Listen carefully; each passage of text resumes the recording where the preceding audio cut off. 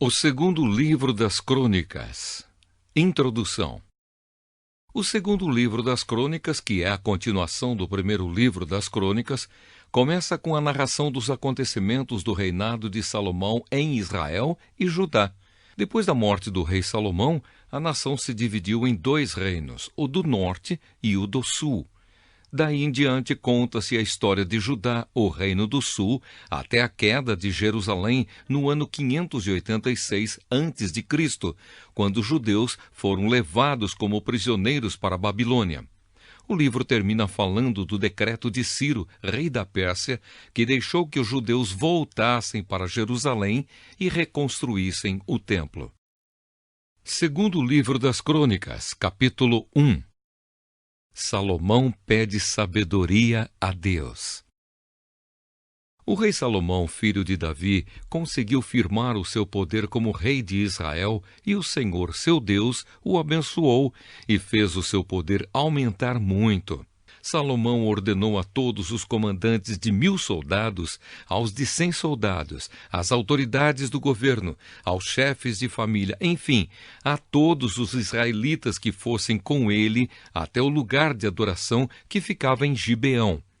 Nessa cidade estava a tenda da presença de Deus, que Moisés, servo do Senhor, havia feito no deserto. A Arca da Aliança estava em Jerusalém, numa barraca que Davi tinha armado quando havia levado a Arca de Kiriat Jearim para Jerusalém. O altar de bronze, que havia sido feito por Bezalel, filho de Uri e neto de Ur, estava em frente da tenda sagrada. O rei Salomão e todo o povo de Israel foram lá para adorar a Deus. Ali no altar de bronze, Salomão ofereceu a Deus em sacrifício 1.000 animais que foram completamente queimados. Naquela noite, Deus apareceu a Salomão e perguntou: "O que você quer que eu lhe dê?" Ele respondeu: "Tu sempre mostraste um grande amor por Davi, o meu pai, e deixaste que eu ficasse como rei no lugar dele. E agora, ó Senhor Deus, cumpre a promessa que fizeste ao meu pai. Já que me fizeste rei de um povo tão numeroso como o pó da terra, dá-me sabedoria e conhecimento para que eu possa governá-lo. Se não for assim, como poderei governar este teu grande povo?"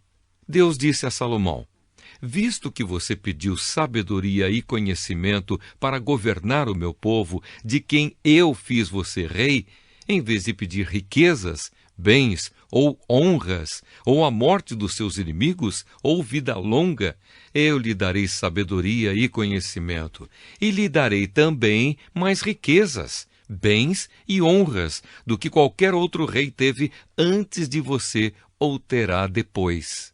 Então Salomão saiu do lugar de adoração que ficava em Gibeão, onde estava a tenda sagrada, e voltou para Jerusalém, onde governou o povo de Israel. As riquezas de Salomão. Salomão ajuntou 1.400 carros de guerra e 12.000 cavalos de cavalaria. Espalhou uma parte deles por várias cidades e deixou o resto em Jerusalém. Em Jerusalém, durante o seu reinado, a prata e o ouro eram tão comuns como as pedras, e havia tantos cedros como as figueiras bravas que existem nas planícies de Judá.